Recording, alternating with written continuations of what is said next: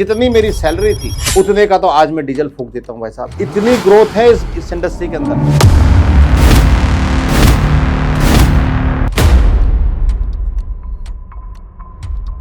Salary के बराबर आज मैं उतना पेट्रोल जला देता हूँ, डीजल जल जाता साहब मेरा। जिसका विजन क्लियर है ना, मैं कह रहा हूँ महीने का अगर वो पैसों की अगर बात करें तो मतलब 5 से 6 लाख रुपए से ऊपर कमाता है जिसका भी विजन क्लियर। और जिसका विजन क्लियर नहीं है इस रियल एस्टेट इंडस्ट्री में आके, विजन बिना क्लियर के नहीं चल पाता आदमी। और जो बिना विजन क्लियर हुए 1-1.5 लाख रुपए के अंदर अंदर कमा के अपनी जिंदगी बसर कर लेता है। बाकी मैं कह रहा हूँ कि उस जो मैंने 20 साल जॉब किया था उस पे यहाँ के, मैं तो कह रहा हूँ देखो, मैंने अगर मैं 2020 से गिनूं तो 5वां साल कंप्लीट होने वाला है। बट मैं कह रहा हूँ मेरे तो 2 ही साल इतने भारी हो गए थे कि अब मैं यहाँ इस प्लेटफॉर्म पे नहीं बोल सकता कि किस इनकम लेवल से मैं किस लेवल तक चला गया। मतलब एक टीडीएस कटने की जगह से जीएसटी तक आदमी पहुंच सकता है। नमस्कार दोस्तों, आप सबका स्वागत है। और आज हम आपको एक ऐसे गेस्ट से मिलाने वाले हैं, एक ऐसे गेस्ट से बातचीत करने वाले हैं जिन्होंने ना केवल खुद की लाइफ को चेंज किया बल्कि उन्होंने बहुत सारे लोगों की लाइफ को 360 डिग्री चेंज किया है। और खुद की लाइफ को तो अगर आप उनके जो जानने पहचानने वाले हैं वो ये बोलते हैं कि भाई ये आदमी 5-7 साल पहले क्या था और आज क्या से क्या हो गया। एक ऐसे इंसान से, ऐसे गेस्ट से आपको मिलाना चाहते हैं और उनसे हम करेंगे हमारे दिल की बात जो आपके दिलों को छू जाएगी। तो अपन स्वागत करते हैं इस दिल की बात दिल से मिस्टर दिलीप जी प्रजापत का। दिलीप जी, आपका बहुत बहुत स्वागत है। तो दिलीप सर, आपका स्वागत है आज दिल की बात दिलीप जी से। बहुत बहुत धन्यवाद आपका कि आपने हमारा इन्विटेशन स्वीकार किया और आज आप यहाँ पे हैं। दिलीप सर, मैं आपसे सबसे पहले जानना चाहूंगा आपके बारे में कि आप नागौर के एक छोटे से गाँव से निकल के और आपने इतना लंबा सफर तय किया और जयपुर के इस मतलब राजस्थान की राजधानी जयपुर के अंदर आपने इतना बड़ा मुकाम हासिल किया है। तो इस सब के पीछे आपका कितना संघर्ष रहा और कैसे आप यहाँ तक पहुंच पाए, उसके बारे में एक थोड़ा सा अगर आप डिटेल में बता सके तो बहुत अच्छा रहेगा। नमस्ते। आपने पहले तो बहुत बहुत धन्यवाद सर, आपने मेरे को आज यहाँ पे इनवाइट किया। मेरे को प्राउड भी फील हो रहा है कि आज आपने वो चीज़ पूछी जो मतलब दिल से निकलती है। कई बार आदमी अपनी जो खुद की चीज़ें होती है ना वो बताने में उसको बिल्कुल अंदर से निकलती है चीज़ें सारी की सारी। तो मैं बेसिकली नागौर डिस्ट्रिक्ट के एक छोटे से गांव बगगढ़ का रहने वाला हूं। और वहां से मेरा एजुकेशन जिसको बोलते हैं, तो मेरा स्कूल का जो स्कूलिंग वगैरह जो हो रही थी वो मेरे ग्रामीण परिवेश से होके, और फिर मेरा पोस्ट ग्रेजुएशन मेरा जोधपुर से हुआ था। उसके बाद मैंने 2000 के लमसम मैंने छोटा मोटा जॉब ज्वाइन कर लिया था क्योंकि मैंने तैयारी करी थी अपना गवर्नमेंट जॉब्स की वगैरह की। तो वहाँ पे क्या कि 2 से 3 बार करने के बाद मुझे लगा बोले शायद ये मेरे पास मेरे लिए है नहीं, क्योंकि थोड़े थोड़े मतलब बिल्कुल 0.0102 से मैं रह जाता था। तो मेरे को लगा नहीं यार, अपन कुछ प्राइवेट में ट्राई करते हैं। तो फिर मैंने जॉब चालू किया। जॉब करके मैं फिर जोधपुर से जयपुर भी आया। जयपुर में मैंने बैंकिंग सेक्टर में और फाइनेंस सेक्टर में मैंने जॉब किया। जॉब करते करते करते करते एक दिन कोई अच्छे से भाई साहब संपर्क में आए, तो उन्होंने मुझे बताया, बोले कि यार आप यार ये काम भी कर सकते हो तो रियल एस्टेट करते। ऐसे करते करते जॉब से मैं एक बिजनेस के अंदर में आ गया। और स्ट्रगल की बात करें तो देखो, मेहनत सब जगह लगती है, पर ईमानदारी से अगर मेहनत कोई आदमी कर ले तो मैं कह रहा हूँ इस धरती पे कोई ऐसी चीज नहीं है जिसमें आप आदमी सक्सेस नहीं हो सकता। बट काम के प्रति जो ना ईमानदारी जरूरी है, जरूरी है, जरूरी है। तो इस सफर में मैंने काम में ईमानदारी रख के राम भक्त जी मैंने काम किया था। और उसका रिजल्ट ये है कि मैं आज आपके सामने, मैं खुद नहीं सोचा था कभी कि मैं जहाँ पे जयपुर में सिर्फ जॉब करने के लिए आया हूँ वहाँ मैं खुद का भी मकान ले लूंगा। मकान रहने के साथ साथ लोगों को भी मकान मुहैया या प्लॉट मुहैया कराने के अंदर मैं उनकी मदद कर पाऊंगा। ये है सर मेरा छोटा सा। जी बिल्कुल दिलीप सर, जैसे आपने बात किया कि ईमानदारी का, तो वो तो आपका जो लाइफस्टाइल है, आपने जो इतनी ग्रोथ की है बिजनेस के अंदर, क्योंकि अगर कहीं पर ईमानदारी नहीं हो तो उस बिजनेस के अंदर इतनी ग्रोथ नहीं हो पाती है। तो नीयत साफ होनी चाहिए और ईमानदारी अपने काम के साथ में होनी चाहिए, वो बहुत जरूरी है। जी दिलीप सर, मैं आपसे पूछना चाहूंगा कि आप पहले जॉब करते थे, आपने जितना भी जॉब किया और अब आप अपना बिजनेस कर रहे हैं, तो आपको ज्यादा ग्रोथ और सुकून किस में लगता है? बिजनेस में ज्यादा ग्रोथ और सुकून लगता है या फिर जॉब में ज्यादा ग्रोथ और सुकून लगता था? देखो सर, मेरा ये मानना है आरबी सर कि धरती के ऊपर 2 या 3 तरह के लोग होते हैं, जिसमें से 2 तो हर आदमी उसको आइडेंटिफाई कर लेता है कि भाई ये जॉब के अंदर है, मतलब नौकरी करता है, और एक है खुद का धंधे वाला। तो नौकरी चाहे कितनी भी बड़ी हो, इसमें अगर अपन आते हैं तो मैं अभी जो बात कर रहा था आपसे कि भाई नौकरी और बिजनेस वाली बात है। तो नौकरी में मेरे एक मित्र हैं, उनका ये कहना है कि उनकी दादी कहती थी जो अब नहीं है, तो क्या बोले उसके पिताजी कई बड़ी अधिकारी थे फौज के अंदर। तो वो बोलते तो फौज में अधिकारी है तो क्या हुआ, है तो नौकरी, तो सरकार का नौकर है, चाहे कलेक्टर बन जाए तो भी सरकार का नौकर है। तो ये वाली फीलिंग में मैंने 20 साल निकाले कि जहाँ एक डायरेक्टर का या कोई कंपनी का ओनर था उसके सामने हमने नौकरी करी। उस एक तरह से हम लोग नौकर की तरह काम कर रहे थे वहां पे। और बट जब 20 साल बाद में जब यहाँ पे आया तो मुझे ये लगा कि जो पलड़ा था ना, तराजू जिसको बोलते हैं, वो उधर 20 साल, इधर 2 साल मैंने काम किया था, वो पलड़ू है, मतलब इधर का तराजू जो एकदम से भारी हो गया। तो मुझे फील आया, बोले यार अपन ने 20 साल तो मतलब ऐसे टाइम निकाल दिया, चलो कोई बात नहीं। तो उसके बाद में मैंने 2020 में जब लॉकडाउन के जस्ट पहले जॉब छोड़ के फिर मैं जैसे ही इसमें बिजनेस में आया, तो मुझे पता चला कि यार नौकरी तो खाली छलावा था, और एक्चुअल मजा जो है, एक्चुअल लाइफ जो है वो बिजनेस के अंदर है, और वो जो अभी मैं कर रहा हूँ, ये चीज है साहब। बिल्कुल दिलीप सर आपने रिसेंट के अंदर एक बहुत ही ज्यादा लग्जरी गाड़ी ली है, उसके बारे में थोड़ा सा बताइए कि क्या आप 20 साल तक जॉब करते हुए वो गाड़ी नहीं ले पाए और यहाँ पर 3 4 5 साल के अंदर ही आप बिजनेस करते हुए इतनी बड़ी कार ले ली। और ये प्रीमियम कार तो ली इससे पहले भी एक नई कार ली थी, जी लेकिन जी जी आपने जी। जॉब करते हुए आई थिंक ये चीजें नहीं कर पाए थे। तो इसके बारे में थोड़ा सा बताइए कि आप कैसे कर पाते हैं सर कि इतनी बड़ी लग्जरी गाड़ी ले ली यहाँ पर बिजनेस में आने के बाद, और लोग क्या ले सकते हैं रियल में? हाँ, इसमें देखो धरती पे सब चीजें पॉसिबल है सर, बट अगर अपना मेंटली जो आदमी अगर उसको बांध के बैठ जाए, मतलब अभी रिसेंटली मैं आपको एक एकदम से मुझे अभी याद आया एकदम से कि मेरे एक मित्र हैं अभिषेक जी पारिक साहब, उनको एक बंदा मिला, बोले मैं भेजी बांध देता हूँ। मैंने बोला भाई ये क्या होता है? तो मुझे समझ में आया, जब मैं जॉब में था 20 साल तक मेरा भेजा पूरा जो है, जैसे अपने हमारे मारवाड़ी के अंदर वो छापा बांधते हैं, वैसे मेरा दिमाग बांध रखा था जॉब में जब था। सोचना करना कुछ नहीं, पुरानी गाड़ी ले लो साहब, उसमें 2-3 लाख रुपए बच जाएंगे, जितने में लिए 2-3 साल चलाएंगे फिर दे देंगे। आप ताज्जुब करोगे, मैंने 3 पुरानी गाड़ियां ली, और सबसे पहली गाड़ी जो मैंने ली थी वो जितने में ली थी उतने मैंने उसको करीब साल 1.5 साल चलाया था, और मेरे एक मित्र ने उसको उतने में बिकवा दिया वापस। तो मेरे को लगा यार ये तो सही है, पैसे बचाने का सही तरीका, पुरानी गाड़ी ले लो। फिर एक दूसरी गाड़ी ली, उसको भी मैंने उतने में ली, फिर बेच दी। फिर एक गाड़ी मैंने, मेरी एक कंपनी थी जिसमें मैं काम करता था, 60,000 में मुझे गाड़ी मिली, 1,20,000 रुपए मैंने बेची। अब बताओ साहब फायदा कैसे नहीं? पर उस टाइम दिमाग बंधा हुआ था पूरा, दिमाग बंधे हुए होने की वजह से सोच नहीं पाता था। पर जैसे ही बिजनेस के अंदर आया तो यहाँ पे कुछ सीनियर्स मिले, वो बोलते भाई गाड़ी तो बहुत इफेक्ट करती है। तो कैसे कर करा के मैंने एक छोटी गाड़ी ली बलेनो। उस टाइम मेरे सीनियर्स वगैरह हैं जो मतलब मेरे साथ में जो काम करते थे, बोले यार दादा थोड़ा सा बड़ा सोच लेता है। पर सोच उस टाइम पे निकलना मुश्किल था। मैं बताऊं आपको, जब मैंने जॉब छोड़ा था तब 1 साल तक मतलब कॉल आते रहते थे, यार हमारी नई कंपनी खुली है, यहाँ आ जा, हमारे साथ काम कर ले, ये कर ले, ये कर ले, क्योंकि अब नशा चढ़ गया बिजनेस का। अब वहां से जब कॉल आती थी तो मुझे ऐसा लगता था यार ये बात तो सही कर रहे हैं, क्योंकि 20 साल तक मैं भी लोगों से वही बात करता था जो वो आज मेरे से बात कर रहे हैं। ऐसा करते करते करते करते एक गाड़ी कैसे करके हिम्मत करके ले ली। पर अभी रिसेंटली जब आप कह रहे हैं जो 700 जो अभी मैंने ली थी गाड़ी, बड़ा लग्जरी गाड़ी जो लिया, इसके टाइम पे हुआ क्या, मेरे एक सीनियर मेरे को मिले, बोले यार दिलीप जी एक चीज बताओ, अब जिंदगी कितनी बची है? मुश्किल से 30 साल, 35 साल मार लो हद मार के, और आप गाड़ी कितने साल चलाओगे? मैंने कहा यार ये तो बहुत अच्छा क्वेश्चन पूछा आपने, और चला मेरे को पूरा झकझोर दिया, अंदर तक से मैं पूरा हिल गया। मैंने कहा यार मतलब बताओ आप मेरे को। बोले कि आप ड्राइवर की जैसे गाड़ी चलाओगे कितने साल चलाओगे? मैंने कहा देखो भाई साहब अभी 45 से 50 के बीच में अपन चल रहे हैं, जिंदगी अभी मतलब 50 अपन क्रॉस कर चुके हैं, मतलब 50% जिसको बोलते हैं लाइफ का। अब जब क्रॉस कर चुके तो ज्यादा से ज्यादा 10 साल या 15 साल गाड़ी चला लेंगे, उसके बाद या तो ड्राइवर चलाएगा या अपन इस कंडीशन में रहेंगे ही नहीं कि अपन गाड़ी चला पाए। तो बोले यार ये बात तो सही है, तो यार खुल के ले वो गाड़ी। तो फिर मैंने क्या किया भाई साहब, नई गाड़ी गया, मैं बुक कराया, बुक कराते फीलिंग आया, बोले यार क्या जबरदस्त है। अब ये फीलिंग जब जॉब में था उससे और इसमें बिल्कुल डिफरेंस था साहब, डिफरेंस भी जमीन आसमान का फर्क। कहाँ मैं 2-3 लाख रुपए की गाड़ी देखता था, उसमें भी 50-60 हजार रुपए बचाने में रहता था, और एकदम से ऐसी फीलिंग आई। ये फीलिंग आई सिर्फ और सिर्फ बिजनेस की वजह से।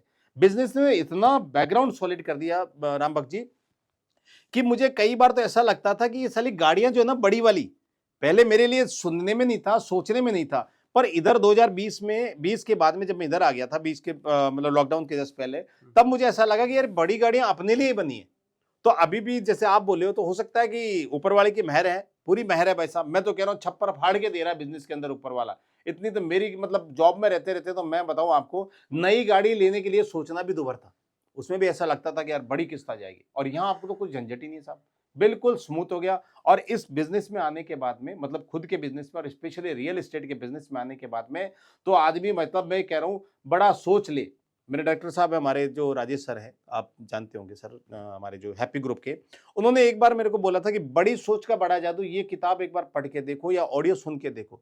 तो भाई साहब मैंने जब वो सुना देखा, और सर बोलते हैं कि भाई बड़े खड्डे खोद के रखो, तो बड़े खड्डे खोदने से ऑटोमेटिक विजन भी क्लियर होता गया, आगे आगे आगे चीजें अपने आप अच्छी होती गई। और मैं कह रहा हूँ हर आदमी कर सकता है साहब इसको। बिल्कुल दिलीप सर। जी दिलीप सर आप फाइनेंस इंडस्ट्री के अंदर 20 जी साल तक रहे हैं, उसमें 20 साल तक काम किया है और अब खुद का जो बिजनेस कर रहे हैं, जी तो क्या आपको बहुत ज़्यादा बड़ा फ़र्क लगता है कि उसमें उस लाइफ़ में आपकी 20 साल की लाइफ़ में और ये जो 4-5 साल की आपकी लाइफ़ है उसमें जी। और उसमें क्या मेजर आप डिफरेंस देखते हैं? देखो सर, ज़िंदगी तो आज भी बिंदास ही चल रही है। पहले बिंदास चल रही थी लिमिटेड जगह पे, अब खुल के है वैसा। मतलब हाईवे पे रन कर रहे हैं अब लोग। जॉब में जब था एक संकीर्णता के अंदर दिमाग था, मतलब उससे बाहर चीज़ें निकल नहीं पाती थी क्योंकि एक एटमॉस्फेयर था, एक माहौल था, एक सर्किल था। उससे बाहर ना तो आदमी निकल सकता था, सुबह 8-9 बजे ऑफ़िस जाना, वही 10-11 बजे आना। मतलब 12 से 15 घंटे ड्यूटी नॉर्मल करता था। मेरे साथ में 3-4 लोग थे, हम लोगों का सबका रूटीन ऐसा ही था। और आज जब मैं इसमें बिज़नेस में आ गया हूँ, मैंने 15-20 साल वहाँ पे 20 साल टोटल मैंने जॉब किया था। तो जॉब जो 20 साल किया था, उसके अंदर मैं आपको बताऊँ सुबह से रात तक हम लोग लगे रहते थे। उसके बाद में क्या था, साल के लास्ट के अंदर 3-4 हज़ार रुपए बढ़ जाते थे और 4 हज़ार रुपए बढ़ा के हम बड़े खुश होते थे कि ठीक है यार, इस बार अपन ने 50 एक हज़ार रुपए साल के बढ़वा लिए भाई साहब, टोटल साल की माने तो। और जब यहाँ पे आया, यहाँ तो भाई साहब हकीकत ये कंडीशन है, आपको लगेगा कि मैं मतलब कुछ सेक ही बघार रहा हूँ। सेक ही बघारने वाली बात नहीं है। जितनी मेरी सैलरी थी, जब लास्ट मैंने छोड़ा था, उतने का तो आज मैं डीज़ल फूँक देता हूँ भाई साहब। इतनी ग्रोथ है इस इंडस्ट्री के अंदर। सैलरी के बराबर आज मैं उतना पेट्रोल जला देता हूँ, डीज़ल जल जाता साहब मेरा। और खर्चे जो अलग है साहब। बाकी मैं कह रहा हूँ कि उस जो मैंने 20 साल जॉब किया था उस पे यहाँ के मैं तो कह रहा हूँ, देखो मैंने अगर मैं 2020 से गिनूँ तो 5वां साल कंप्लीट होने वाला है। बट मैं कह रहा हूँ मेरे तो 2 ही साल इतने भारी हो गए थे कि अब मैं यहाँ इस प्लेटफॉर्म पे नहीं बोल सकता कि किस इनकम लेवल से मैं किस लेवल तक चला गया। मतलब एक टीडीएस कटने की जगह से जीएसटी तक आदमी पहुंच सकता है। ये मैं कह सकता हूँ साहब। बिल्कुल, बिल्कुल दिलीप सर बिल्कुल। जी दिलीप सर आप है ना लोगों को एक मुल्ला नसरुद्दीन की कहानी बहुत ज़्यादा सुनाते हैं। जी जी मैंने जी। कई बार सुना है आपकी टीम्स को सुनाते हुए। बिल्कुल उसमें बिल्कुल आप साहब। ह्यूमन थॉट प्रोसेस के बारे में बहुत ज़्यादा बात करते हैं। तो उसके बारे में थोड़ा-सा बताइए क्योंकि उसके बिल्कुल। बारे में लोगों को मज़ा आ जाएगा सुन के। आपने मतलब बहुत ही बेहतरीन चीज़ पूछी है, मतलब ऐसी कि कई बार जैसे किसी के साथ भी बैठे होते हैं ना, जैसे सीनियर के साथ हो, चाहे टीम के साथ हो, बाहर भी कहीं पे बैठे हो, तो होता क्या है भाई साहब, वहाँ पे कुछ ना कुछ ऐसी घटनाएँ घटती है, जिससे अंदर से खलबली होके कुछ कहानियाँ निकल जाती हैं, किस्से निकल जाते हैं, जो किसी आदमी ने किसी टाइम पे जी होगी। तो ये मुल्ला नसरुद्दीन एक्चुअली क्या था, ये एक ऐसा मतलब कैरेक्टर था, जो लोगों को फ़ील कराता था कि जो सोचोगे वो सब कुछ हो जाएगा। अब कैसे भाई साहब? वो अब इसमें वो जो कहानी मैं एक बार सुना ही देता हूँ आपको। बिल्कुल, बिल्कुल। आपने सुन रखी है बट फिर भी हाँ, एक बार कर देता बिल्कुल, हूँ ताकि बिल्कुल लोगों के सुनाइए लिए सर मतलब बिल्कुल। भाइयों के लिए अच्छी हो जाएगी। हाँ, होता क्या, अपनी बच्ची के साथ वो जा रहा होता है, तो बच्ची को दिखाता है, देख यहाँ पे देख पेड़ पे 3 चिड़िया बैठी है। अब देखना मैं तीनों को एक साथ में कैसे मारता हूँ। अभी तेरे को फ़ील ही नहीं होगा और तीनों को मैं एक बार में सलटा दूँगा। उसने अपनी गन निकाली, जो छोटी-सी जो एयर गन थी वो, और निकाल के खट से करी। खट से मतलब जैसे ही आवाज़ आई, आवाज़ आती वो तीनों चिड़िया तो उड़ गई। बट मुल्ला नसरुद्दीन अपनी बच्ची से क्या कहता है, देख तीनों खत्म एक ही बंदूक से। मतलब एक ही बंदूक से मतलब कि एक ही गोली के अंदर एक ही निशाने से तीनों को तीनों खत्म कर दिया। एक्चुअल हुआ क्या था कि चिड़िया तो उड़ चुकी थी उस आवाज से। जब बंदूक की आवाज आई तो चिड़िया उड़ गई। बट लोगों का थॉट प्रोसेस क्या है कि किसी को कुछ भी समझा दो। अरे दादाओं, इसमें अपनी समस्या अभी नहीं है, आप आने वाली पुस्तकों को क्या देना चाहते हैं, वो चीज उसमें से निकल के आती है। अगर मैं उस वाले पे समझ लूं कि भाई चिड़िया उड़ गई है, तब तो भाई मुल्ला नसरुद्दीन गलत है। और अगर मान लूं कि अगर चिड़िया मर गई है, तो आने वाली जनरेशन को मैं क्या शिक्षा दे रहा हूं, मतलब क्या, मतलब इसको क्या बोलते हैं, जिसको मैं बोलूं कि मोरल, जिसको बोले कि उसको बोल सकते हैं अपन कि मोरल एजुकेशन क्या दे रहा हूं मैं उसको। तो वो चीजें हैं। तो ये बड़ी वाली मतलब दर्द वाली चीजें भी है। कई बार अपन मार्केट में देखते हैं, थोड़ा सा ये लंबा हो सकता है इस वाले पे आप मेरा जवाब, कि मार्केट में अपन देखते हैं कि कोई भी आदमी कुछ भी बेच देता है। मतलब मैं आज रियल एस्टेट की बात करूं, तो एक्चुअल मेरे पास जो है वही तो मैं दे पाऊंगा। जो नियम कायदों में मेरी कंपनी कह रही है, या मैं खुद कह रहा हूं, या मेरे को जो कॉन्शियस अलाउ करता वही तो काम करूंगा। दूसरा काम कैसे कर दूंगा? आज बंदा कुछ भी मार्केट में बेच के आ जाता साहब, ABCD को क्या क्या गड़े बेच के आ जाता है। मांग रहा वो ABCD और दे रहे हो आप ये, वो मांग रहा पूरब का, आप दे रहे हो पश्चिम का। तो इस तरीके से चीजें क्या है कि सेटल नहीं हो पाती। तो ह्यूमन का थॉट प्रोसेस जो है ना, वो आदमी चेंज नहीं करता है, सिस्टम चेंज हो जाता है भाई साहब। आगे की पुश्तें चेंज हो जाती है, उनका ट्रेंड वही बन जाता है, उसी रनवे पे वो दौड़ने लग जाते हैं जिस पे आपने एक बार उनको ट्राई करवाया था। तो एजुकेशन वही दो। मेरा ये मानना है कि, मेरा पर्सनली ये मानना है कि मैं अपने लोगों को, अपने मिलने वालों को, अपने जानकारों को और अपनी टीम को वही एजुकेशन दूं जो मैं अपने खुद के बच्चे को दे सकता हूं साहब। इस तरीके का है। बिल्कुल, बिल्कुल। दिलीप सर एक आप है ना विज़न के बारे में और गोल्स के बारे में भी बहुत ज़्यादा बात करते हैं। तो आप मेरे को थोड़ा-सा ये बताइए कि आपको क्या लगता है आज के युवाओं का क्या जी। विज़न और गोल्स क्लियर हैं? और नहीं क्लियर है तो वो कैसे क्लियर हो? तो उसके बारे में थोड़ा-सा डिटेल में। बिल्कुल बिल्कुल सर। आपने करंट जो जनरेशन चल रही है, युवा लोग जो है, उनके लिए आपने मेरे से पूछा है कि भाई उनका विजन है कि नहीं। एक्चुअली क्या होता है कि इस धरती पे वो सब कुछ हो सकता है जो आप सोच सकते हो। इसमें खाली एक विजन काम नहीं करता है। आपने जो-जो सोचा, चाहे अपने लिए सोचा हो, दूसरे के लिए सोचा हो, चाहे किसी के भी लिए सोचा हो।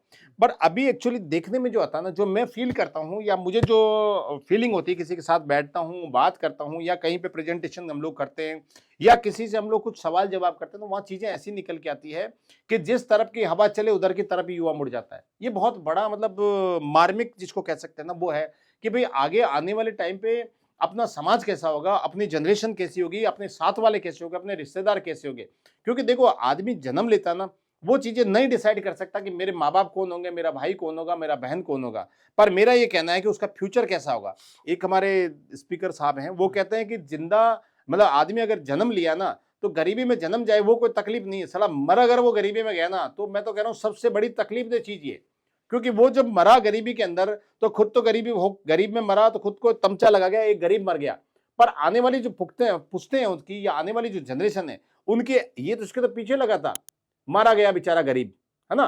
पर उनके आगे लग जाएगा, सरनेम तो उनको मिल गया परमानेंट कि पिताजी का नाम था, उसके साथ में अब सनोब की जगह वो गरीब सिंह लगाया हुआ या गरीब कुमार या गरीब चौधरी लिखा आएगा पीछे। कारण ये है कि उसने विजन ही नहीं था बच्चे का उसका।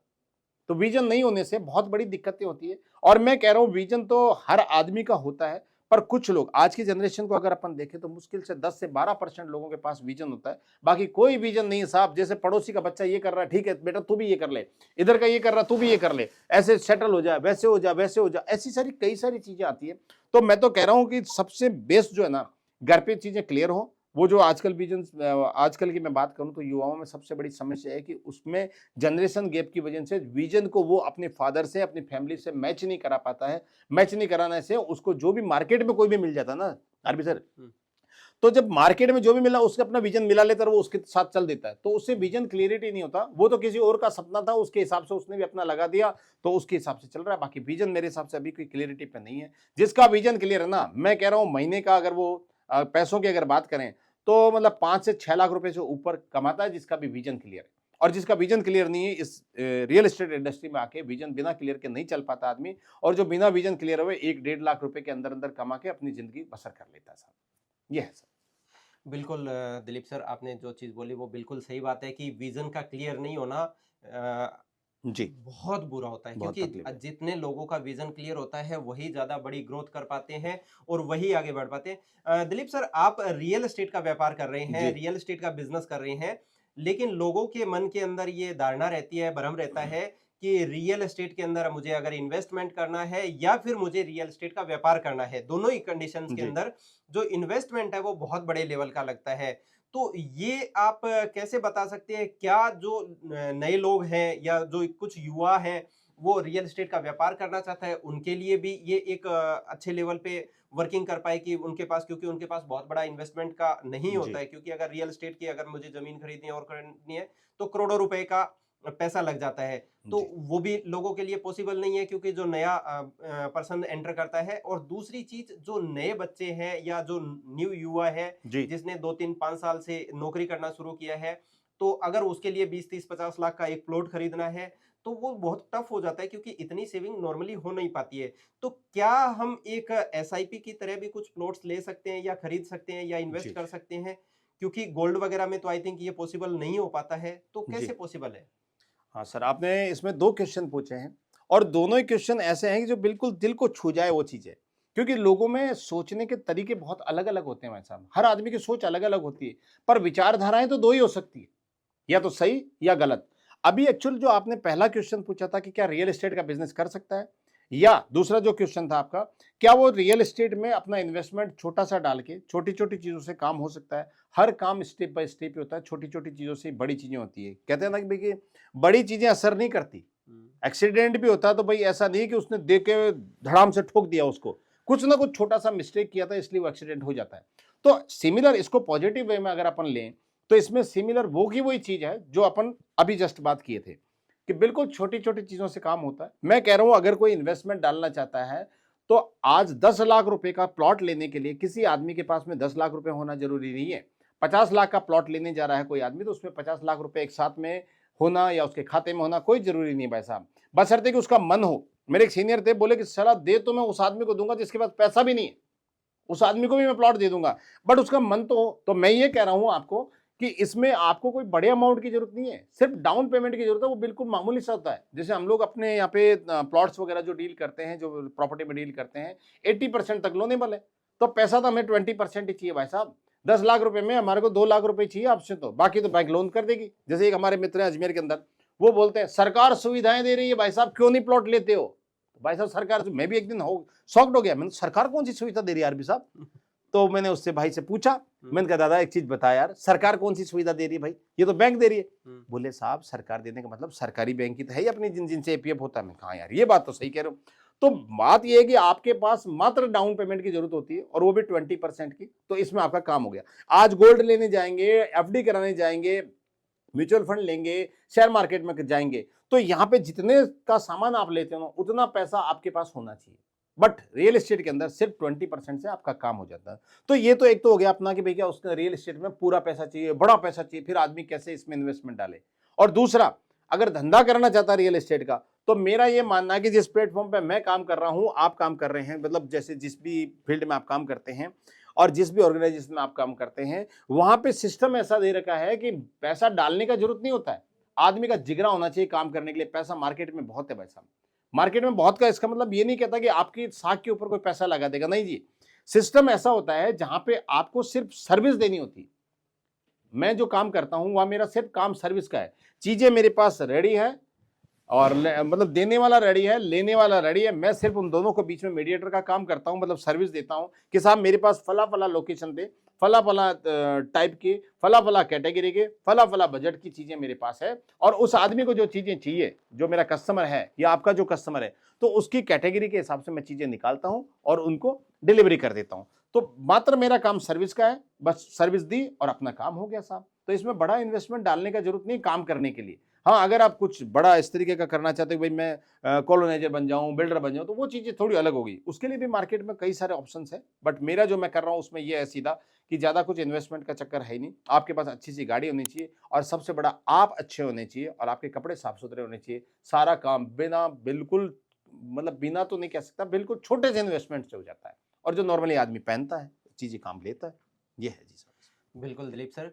दिलीप सर, एक बहुत बड़ा सवाल होता है कि जैसे अपन बहुत सारी रील्स में सुनते हैं, जी घर अपना खुद का मत लो, किराए पे रहो, और फिर बहुत सारे लोगों का ये रहता है कि नहीं भाई घर खुद का भी लेना चाहिए।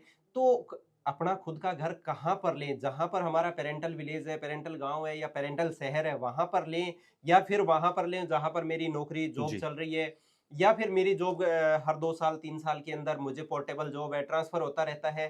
तो बहुत बड़ा कंफ्यूजन रहता है लोगों के मन में।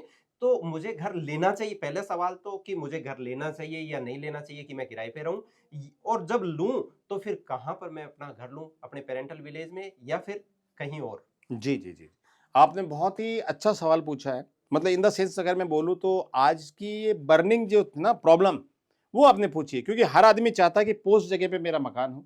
अब इसमें एक छोटी सी कहानी आती है, कहानी मतलब एक छोटा सा किस्सा आता है कि जैसे मैंने आज कहीं पे मैंने प्लॉट लिया, पहले छोटा ले लिया यार, नहीं नहीं यार छोटा ले लेता हूँ, या यार मैं थोड़ा बाद में ले लूंगा यार, 2-4 साल बाद में ले लूंगा। देखते देखते देखते देखते क्या है कि लेने वाली सिचुएशन से आदमी बाहर हो जाता है, क्योंकि वहां पे इतना ज्यादा रेट बढ़ जाता है।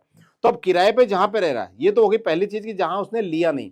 दूसरा ये होता है कि जैसे मान लो कि आप जयपुर के अंदर वैशाली में किराए पे रह रहे हो, किराए पे रहते रहते रहते आपको 3 साल 5 साल हो गए, बाद आप सोचते हो कि यार मैं यहाँ पे अपना मकान ले लूं या अपना प्लॉट लेके मैं बना लूं, तो तब तक इतना मतलब अप्रिसिएशन हो जाएगा सराउंडिंग के अंदर, तो सराउंडिंग्स में वहां पे प्लॉट मिलना मुश्किल हो जाएगा या मकान मिलना मुश्किल हो जाएगा। तो देखो हर एक आदमी की उसके हिसाब से होता है। मेरे एक नॉन है, वो कहते हैं भाई मैं काम करने के सिलसिले से मकान किराए पे रहता हूँ। इसमें देखो मेरा थॉट प्रोसेस थोड़ा अलग है, हो सकता है आपका थॉट प्रोसेस कुछ अलग आया हो इसके अंदर, बट आपने जो पूछा हो उसको कंप्लीट करने की मैं कोशिश करता हूँ।